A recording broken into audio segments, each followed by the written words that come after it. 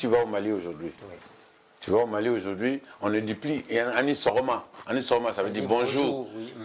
On dit salam alaikum. Mais c'est arabe. C'est pas nous, ça. Et donc, moi, pendant mon séjour au Mali, je me suis rendu compte que près de 15 ou 30% de la langue bambara, c'est de l'arabe. Et donc, ça fait qu'on abandonne, on ne sait même pas la signification de nos noms. Vous savez que le nom Keïta, Soundiata Keïta est le premier Keïta de la planète. Et Keïta, ça veut dire l'héritier. Quand Soundiata est né, les femmes dansaient avec l'héritier est né, l'héritier, c'est ça qui est devenu Keïta. Sinon, le père de Soundiata s'appelait Mangan Konfata.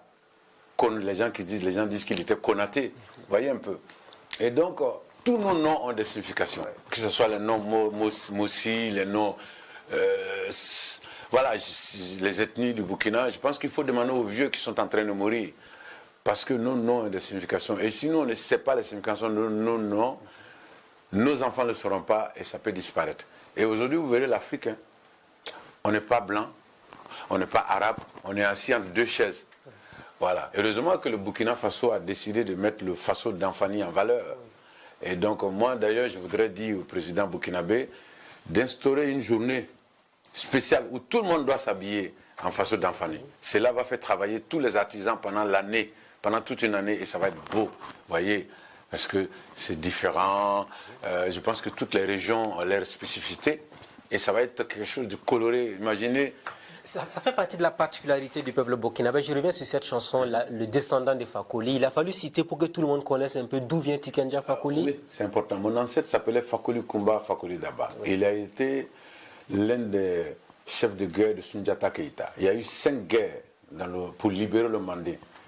Et Fakoli Kumba était le neveu de l'adversaire de Soundiata Keïta. Donc il a eu des problèmes avec son oncle et il a décidé de combattre son oncle parce que son oncle était injuste. Son oncle a été injuste envers lui.